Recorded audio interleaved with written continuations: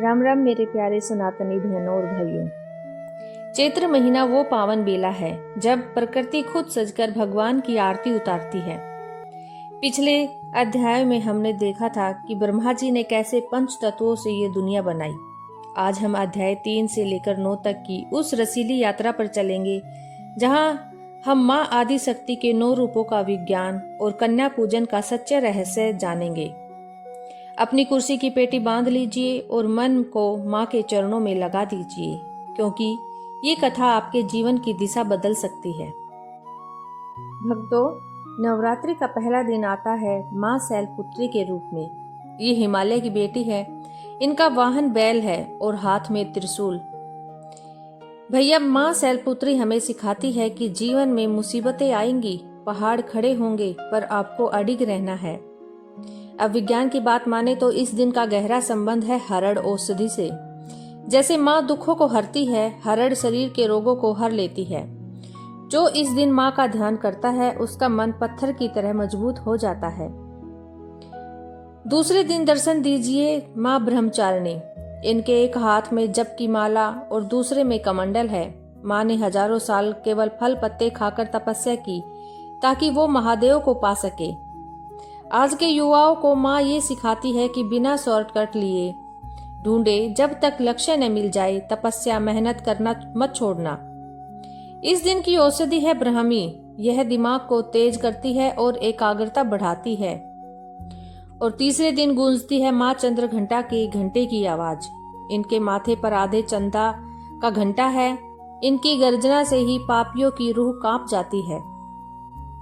माँ कहती है अपनों के लिए कोमल रहो, पर अन्याय के लिए शेर की तरह दहाड़ना सीखो।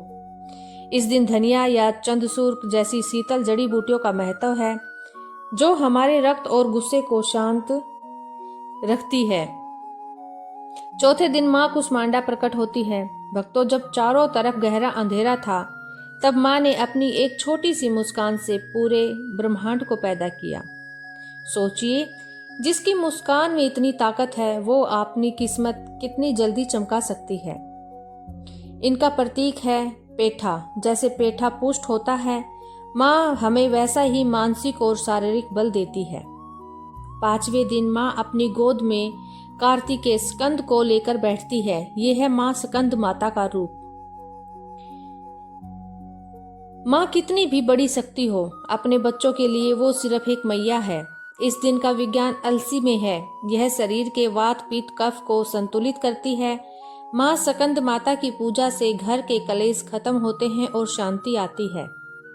छठे दिन आता है माँ का वो योद्धा रूप आता है जिसने महिषासुर का घमंड तोड़ा, माँ कात्यायनी। ऋषि कात्यायन की बेटी बनकर माँ ने पापियों की कमर तोड़ दी। अगर आप धर्म और सच्चाई के रास्ते पर हैं तो दुनिया की कोई ताकत आपको हरा नहीं सकती। इस दिन मोया औषधि का महत्व है, जो कफ का नाश करती है। माँ कात्यायनी हमारे आज्ञा चक्र को जागृत करती है। भक्तों, अब कथा अपने शिखर पर है। 7वें दिन माँ कालरात्रि बनकर अंधेरों को खा जाती है। 8वें दिन महागौरी बनकर आत्मा को पवित्र करती है और 9वें दिन माँ सिद्धिदात्री बनकर सिद्धियों के भंडार खोल देती है। अब यहाँ एक बड़ा सवाल आता है, कन्या पूजन कब करें? अष्टमी को या नवमी को? और किसे बुलाए? गौर से सुनना बहनों और भाइयों। अगर आपके कुल की परंपरा अष्टमी की है तो अष्टमी को ही करें, पर अगर आप पूर्ण सिद्धि चाहते हैं तो नवमी के दिन पूजन करना सर्वश्रेष्ठ है। किसे बुलाए? 2 साल से लेकर 10 साल तक की कन्याओं को बुलाएं। 2 साल की कुमारी, 3 साल की त्रिमूर्ति और 9 साल की साक्षात दुर्गा होती है। साथ में एक बटुक छोटा बालक यानी लंगूरिया जरूर बिठाए, वरना हनुमान जी के बिना माँ भोग स्वीकार नहीं करती। उनके पैर अपने हाथों से धोए, तिलक लगाए, कलावा बांधे और हलवा पूरी का भोग लगाकर उनके पैर छूकर आशीर्वाद ले। अगर वो खुश होकर गई तो समझो जगदम्बा खुश हुई। तो मेरे प्यारे सनातनी भाइयों और बहनों, ये थे चैत्र नवरात्रि के वे 9 दिव्य अध्याय। माँ के हर रूप को समझा। चैत्र को ये सूरज हमें नई ऊर्जा देता है। आज संकल्प ले कि हम अपनी माँ, बहन और बेटी का सम्मान करेंगे, क्योंकि उनमें ही इन 9 देवियों का वास है। कथा को सुनने का फल तब मिलता है जब हम उसे बांटते हैं। इस वीडियो को अपने परिवार ग्रुप में जरूर भेजिएगा ताकि हमारी देसी संस्कृति हर घर तक पहुंचे। और बोलने में कोई गलती हुई हो तो छोटी बहन समझकर माफ करना। अगले भाग में हम अयोध्या चलेंगे जहां गूंजेगी सहनाई। शास्त्रों में लिखा है कि जो भी मनुष्य चैत्र मास के इस महात्म्य को श्रद्धा से सुनता है उसके पितृ तृप्त हो जाते हैं और उसके घर में लक्ष्मी का स्थायी वास होता है। मेरा एक छोटा सा निवेदन है, कथा सुनने का फल तब मिलता है जब हम उसे बांटते हैं। इस वीडियो को अपने तक मत रखिएगा, इसे अपने परिवार के ग्रुप में अपने मित्रों को और उन बच्चों को जरूर भेजिएगा जो अपनी संस्कृति को भूलते जा रहे हैं। ये आपका धर्म प्रचार होगा। तो बहनों और भाइयों, मैं भी आपकी तरह एक साधारण इंसान हूँ। इस लंबी कथा को कहते समय अगर मुझसे कोई शब्द गलत निकल गया हो या कोई त्रुटि रह गई हो तो अपनी छोटी बहन दोस्त समझकर मुझे क्षमा करना। जो कुछ भी अच्छा लगा वो ईश्वर का प्रसाद था और जो कमियां रही वो मेरी अज्ञानता थी।